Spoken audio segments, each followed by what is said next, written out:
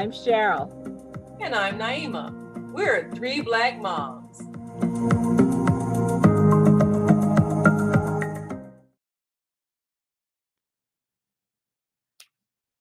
You have a vision of your child wanting to be a doctor, and you would love to have that title behind their name, Doctor so and so. That's your dream. But your child wants to be a dancer. How do you support your child's unconditional aspirations, your unconventional aspirations? How do you redefine success? You know, many times our children have desires that reflect their creative energy, their skills, their talents, something that they enjoy doing. But if we listen to what the society says, the society might say, well, that's not going to make any money, or how are you going to get a job doing that? And so sometimes we crush our children's aspirations. We crush their dreams because we don't see the dollar signs connected to their vision of what they want to be. Usually we don't figure out until we're on our way out of here that the point in life is to enjoy life. And they always say no one ever leaves this world on their last breath saying, I wish I had put in more time at the office at a job that I hated. No one says that. They always say, I wish I had done the things I dreamed. I wish I had dared to dream. And if we understand what success really is, success is joy in living. So, can we allow our children to dream, even if what they envision for themselves doesn't sound like it's going to be a good job? Well, sisters, what do you think? What do you do if your child has aspirations for something unconventional that they'd like to be? And we're not sure they can make a great living at it or even a regular paycheck, but it's what they love. Can we be supportive and encouraging? What do you think? Part of that understanding and supporting your child who may choose some profession that you don't think is going to make them any money is being able to tap into what are your child's gifts? What are the special talents that you see that are going to bring fulfillment and enhancement in your child's life? We cannot live our shattered dreams through our children.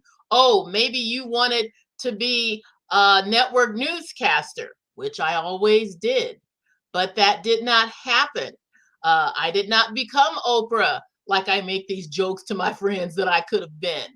But to try and make that be something that I wanted my daughter to do, like when my oldest daughter changed her major from journalism to English and then got her major master's degree in Chinese language and culture.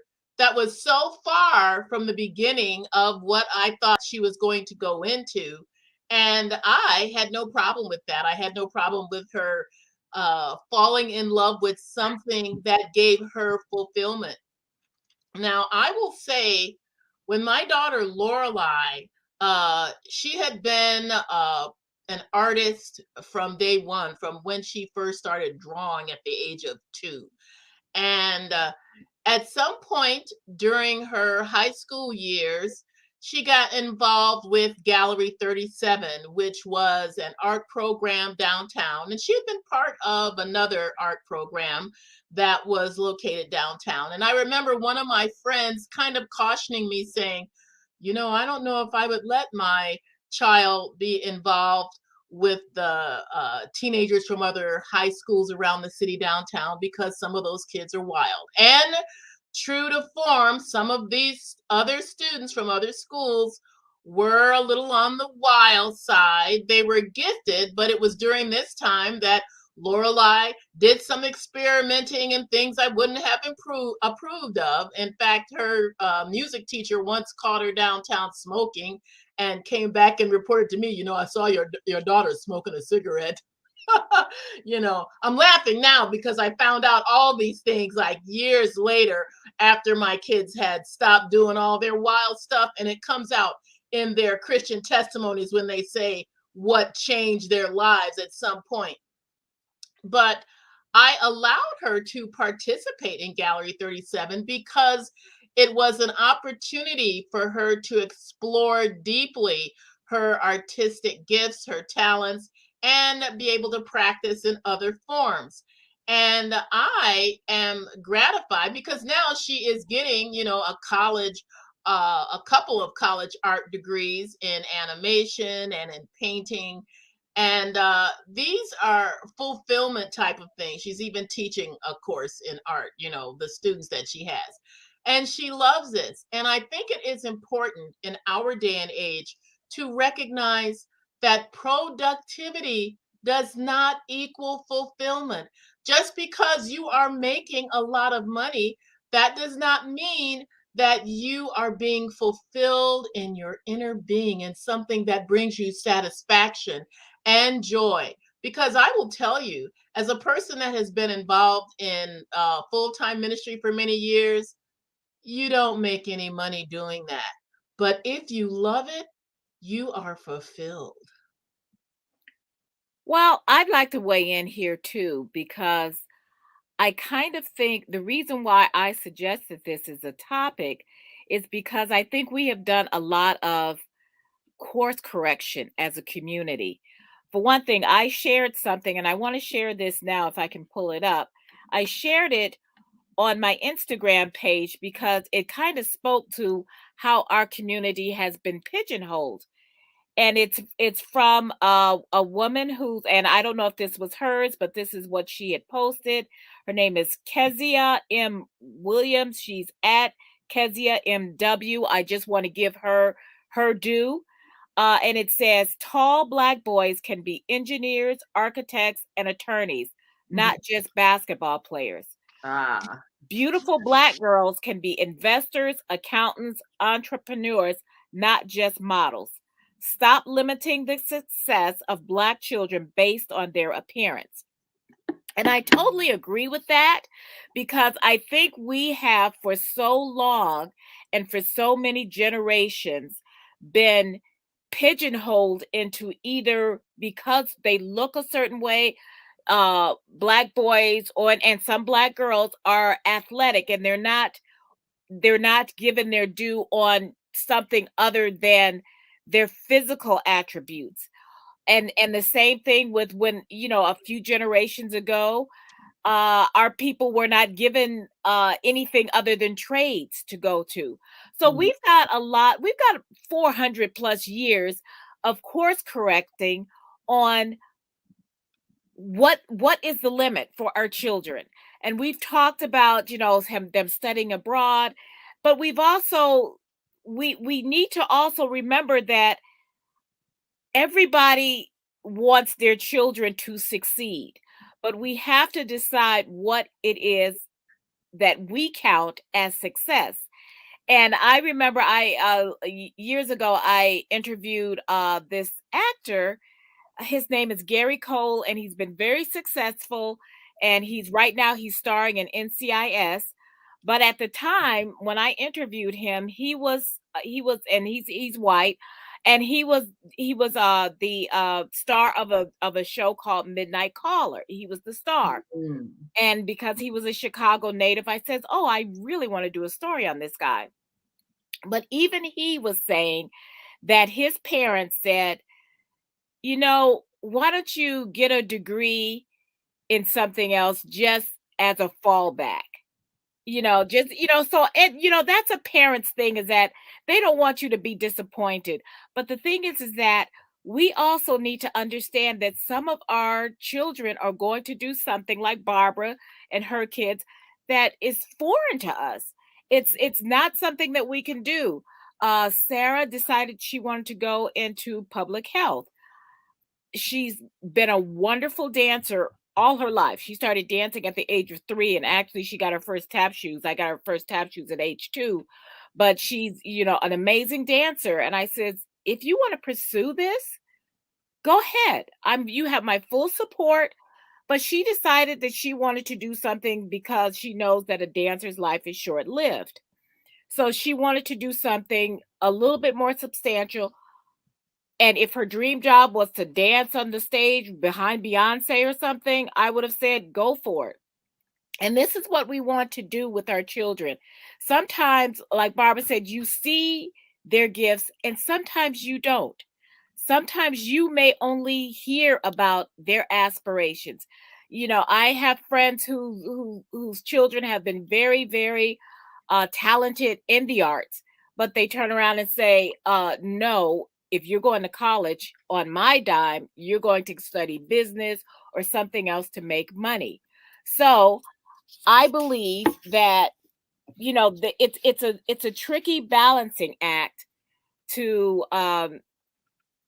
to understand that your children are not you, and that we need to, and as a community we need to start defining that success isn't just the big house, the nice car, the designer clothes.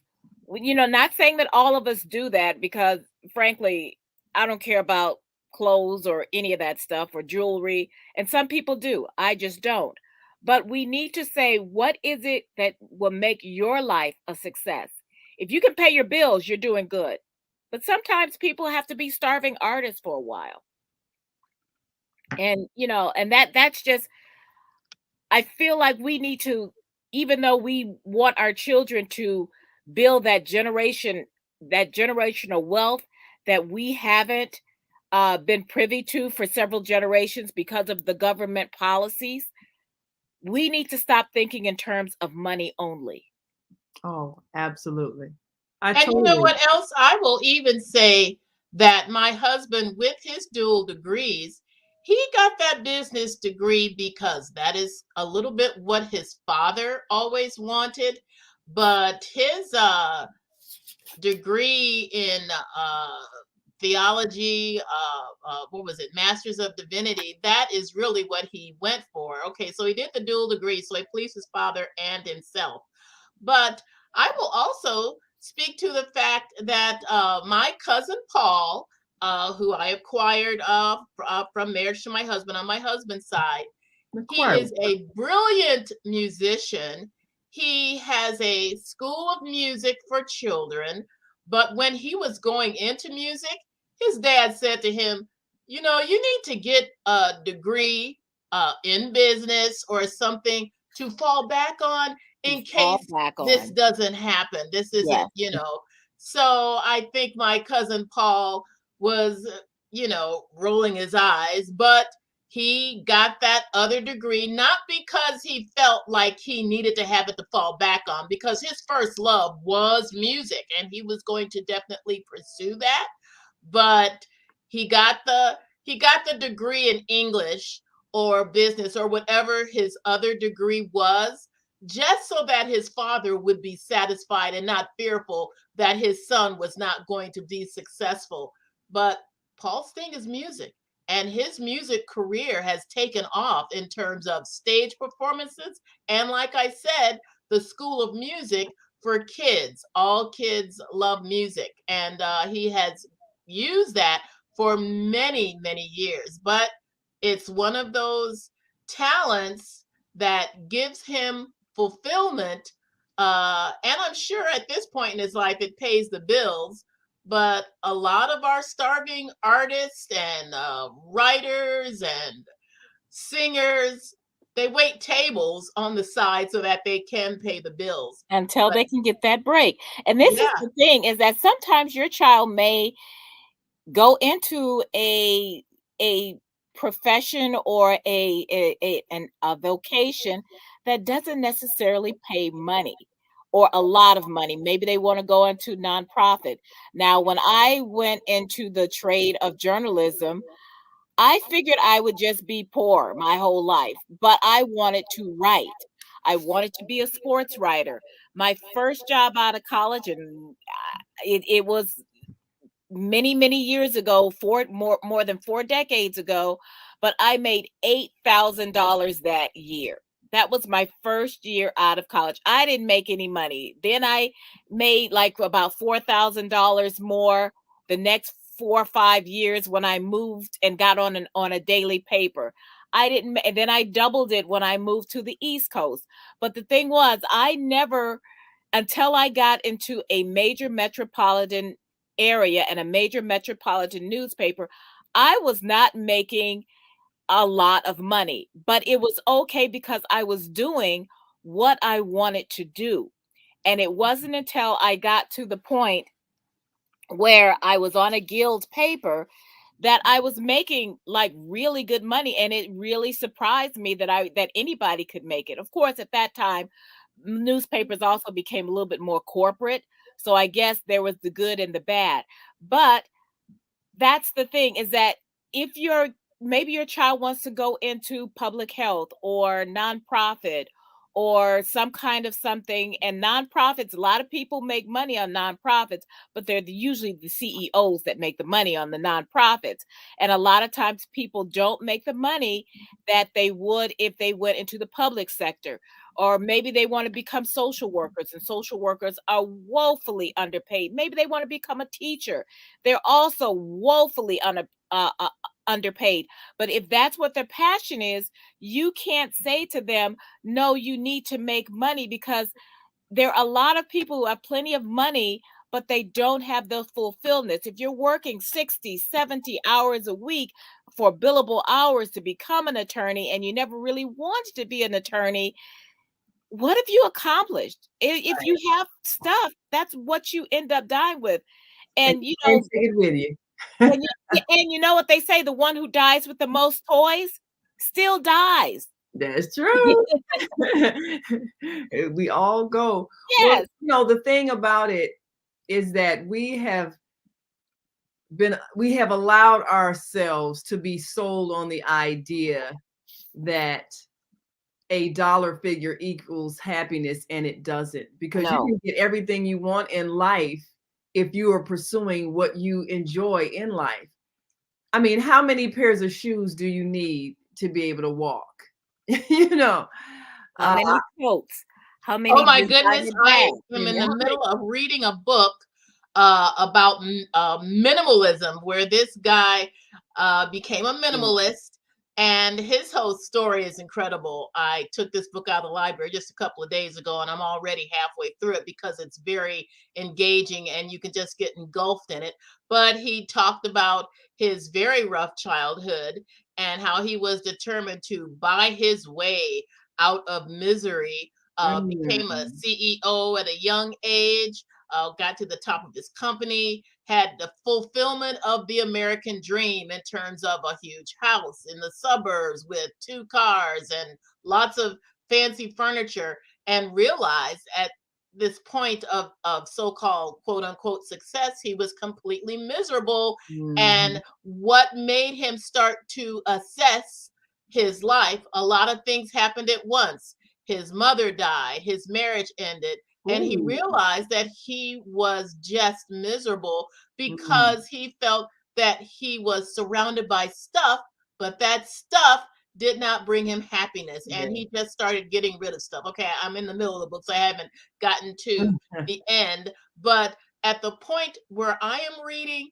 he is discovering that your life cannot consist of things. That's it. And the name of the book That's, is what is it? Love people, not stuff. yeah. And the opposite is just going to mess you up. Sometimes the title is something like that. I don't have it through. But But that is the lesson in life, that hopefully you don't have to get to the end of your life before you finally figure it out. If you're with people that you love, if you're doing what you love and you have joy, that is success. Yes. If Yes. there's nothing you can buy that can buy what you don't have. if you don't have love, if you don't And have you can joy. still set up your child for a new a new version of success. If because I wanted to be a sports writer, daddy would say, "Oh, you need to sit down and watch this game. You need to know this stuff." He was the one See? who That's who who explained Encourage. football. He explained football to me so I would know it. He good. explained things to me. So, and so I it was never one of those, "Oh, you're not going to make enough money and that you need to go into this." And there was a one time that at one point everybody wanted all the black kids to be engineers, Yeah, you know, Yeah. or architects, and that's fine if that's what your passion that's is, your but passion. it was more about you need to be engineers because engineers make money. Yeah, that's the current thing now. So everybody, you need to You just be know, an engineer. now, everybody wants to get into coding or STEM, and Yeah, STEM is good if that is your passion. yeah, But if you have a child that says, "Okay, I want to be a singer or I want to be a dancer," you know what? Take some money, get them exposed to those things. There are free right. programs. If you don't have them, encourage those things in your school. Find someone who maybe do a trade, or give your kid piano lessons or voice lessons for not too much money, and see if they still want it after they've had to work at it. And Yeah, that was one thing that I always said, we became the people that I used to make fun of, because, my in-laws, their kids did everything. Well, we only had that's one kid, so right. she did everything. Anything she was expressed interest in, except for hockey. I told her no, I wasn't getting up early. Um, but everything else, she had all kinds of dance classes. She had piano, she had voice, she learned how to do a baton. I did had ice skating lessons. Everything that she pretty much wanted to try, we let her try, because you know what? You're a kid. Something will stick. Right. And if she had, like I said, if she had decided she wanted to be a professional dancer, I was all for that. But now she's dancing. She still dances, and she dances in a group. So and it does perform. They do perform. So she still has that passion, but she can't. She doesn't make money from it. But you know what? It gives her joy. And And that's what so you want them to and, have. and and that's what you want to do. You want your children to, they're not going to be children forever. In fact, they're going to be Right. children for just a short time. So let them try to discover what will bring them joy. And maybe they want to do something for a while, and then maybe they're going to want to stop. And we've talked about letting them quit teams and things like that. But you have to let them at least explore, and maybe something will stick, and maybe it's not the thing that you had.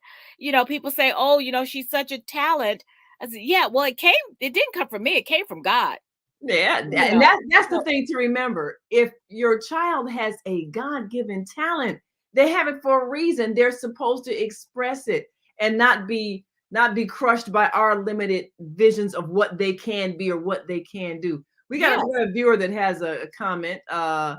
James Lester says dreams are like rainbows, he says, and he said, create your dreams. Uh uh, create your dreams is personal. As a child, I explored nature to teach me something about my life. Stay rooted with nature of the sun, star, universe, and uh, so my dreams can guide me into greatness. Yeah. So you I know, don't know if you remember And this we or all not, know what but happens to a dream deferred. it drives it yeah. like a raisin in the sun. Yeah, well, and not only that, I don't know if you remember this, but in Sidney Poitier's movie To Sir with Love, he was looking for an engineering job. Yes. And Oh, I remember yeah. at the end when he got that opportunity to take that engineering job, and he decided Yeah. to stay with being a To teacher do because he saw it. the impact he had on those kids. And I remember Mama being mad. She was I Mama remember that said, too. you When know he what, said that, I Mama was remember like, that. oh, they always want to make a black man not take the right kind of job. You know that he would really be an I engineer, a remember teacher. that. And she was just upset.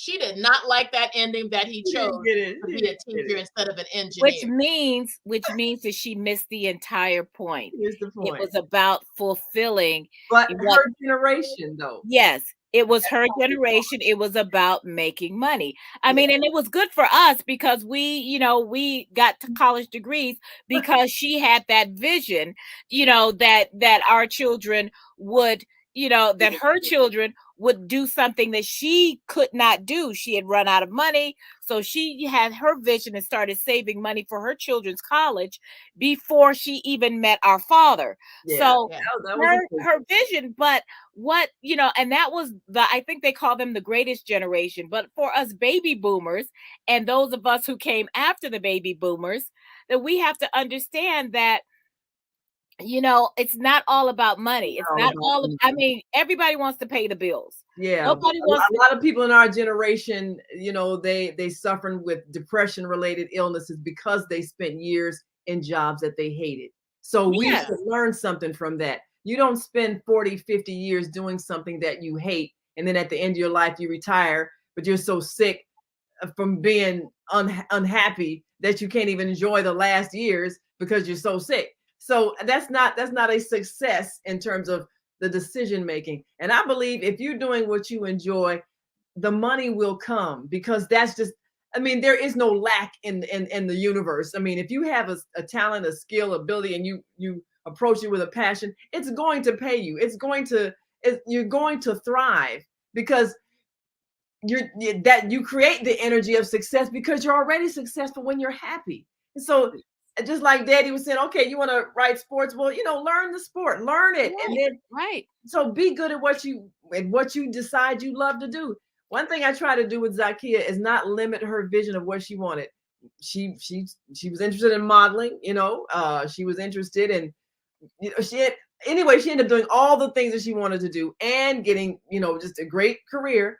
But the thing is, the door was open, and she finally, because first she was gonna go to the America's Top Model thing. I think it was, she had to make a decision because they had picked her. I think her and Lorelai had gone down there to audition, but they had picked her, but she'd have had to, I think, go to Los Angeles, and it was during finals week in college. So she was like, "Oh man, what should I do? Should I go? If I go, I'll blow my final."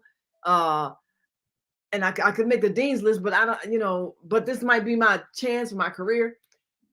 And I said, you know what? I'm not going to make that decision for you, because I don't want to tell you don't go, and then you spend the rest of your life thinking, oh, I could have gone, I could have made it.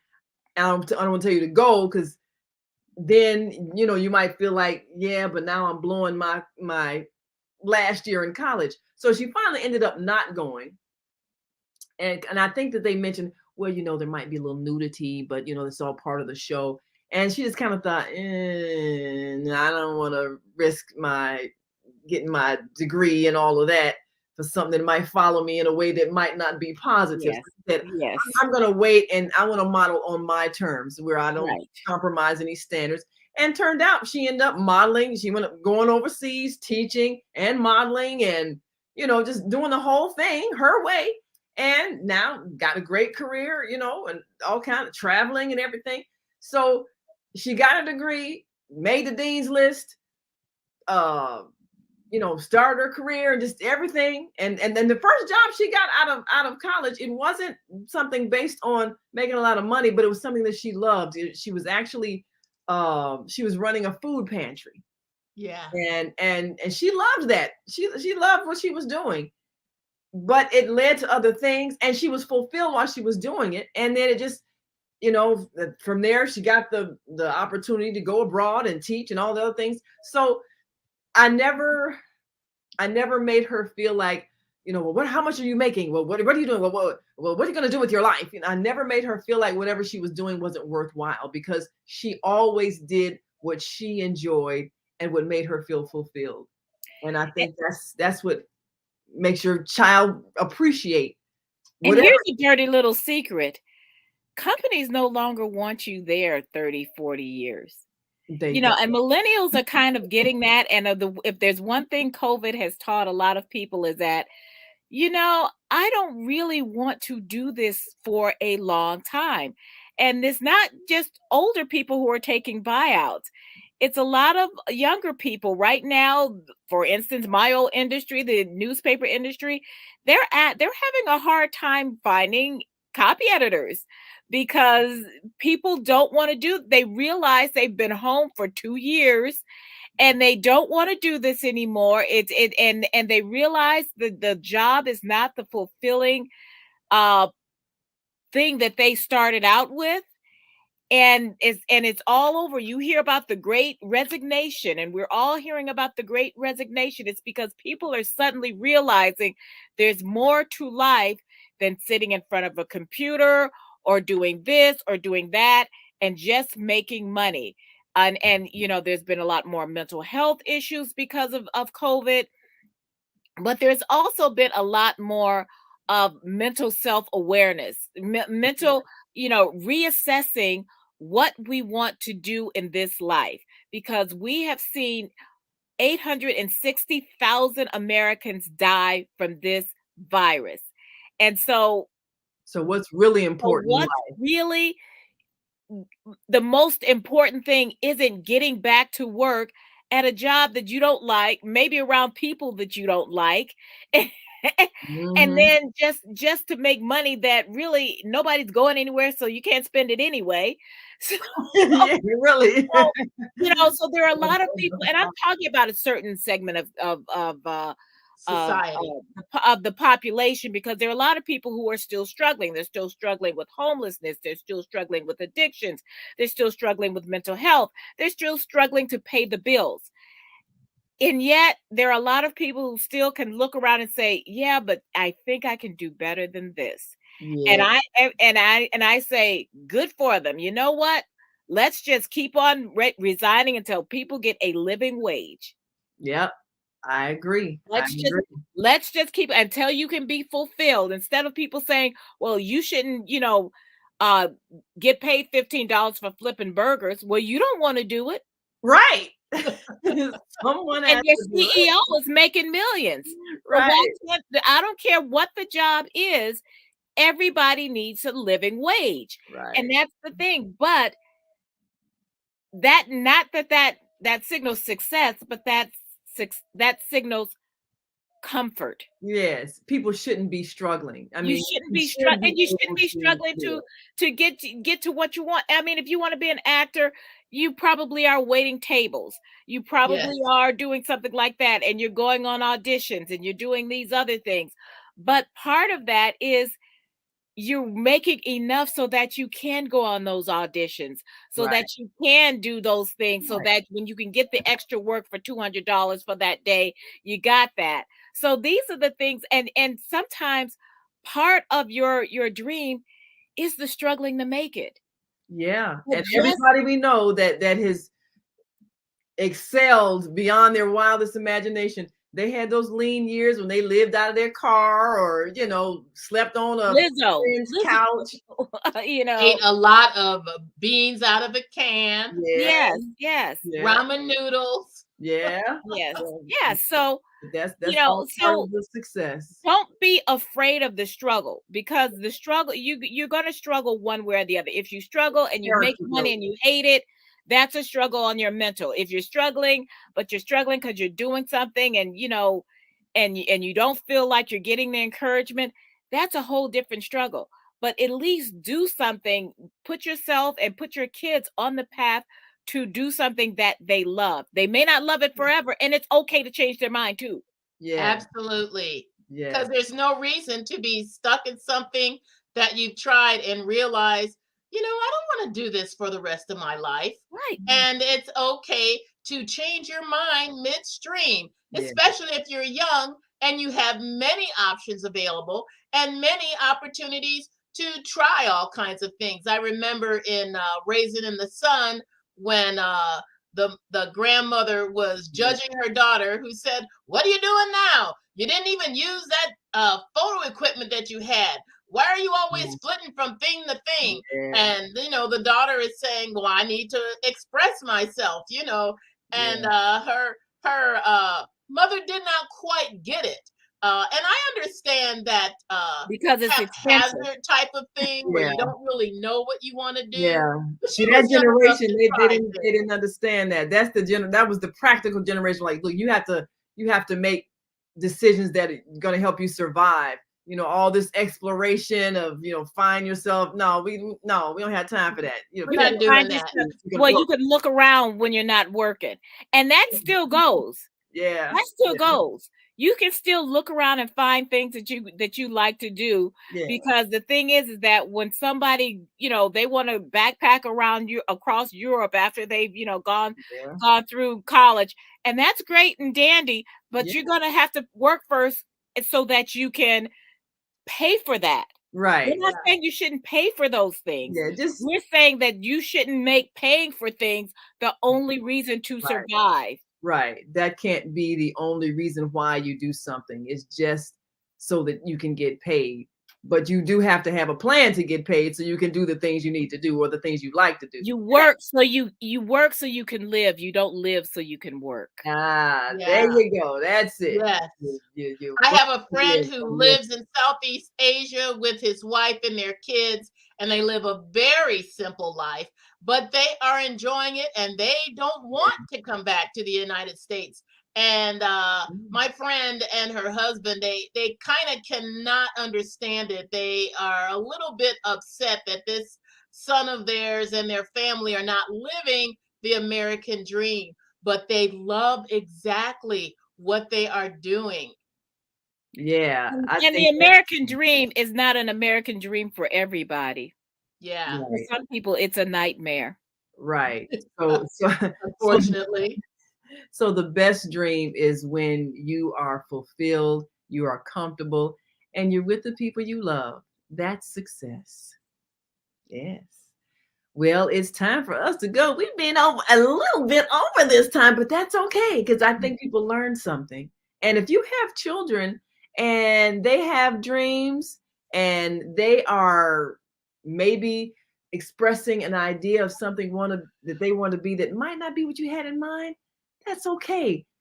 Trust that they know inside what they want to become and give them, what would you say? Give them roots and give them wings. Yeah, give them the tools to at least see if they really love it. Because if they Yeah. love it, they don't mind the struggle. Absolutely. And James says, not the ramen noodles. Yeah, the ramen noodles, Sometimes that's part of what the you got to ramen noodles and the canned tuna. but sometimes those are the best years of your life when you look back on it. After you've made it to the top of your game, you remember those ramen noodle days. Yes, That's yes. that's what makes you appreciate where you finally end up. Well, we've got to go. Remember to subscribe to our YouTube channel, Three Black Moms, and follow us on Facebook, Three Black Moms. Until next time, I'm Naima. And I'm Cheryl. And I'm Barbara. We are three Black moms. Thanks for watching. Bye.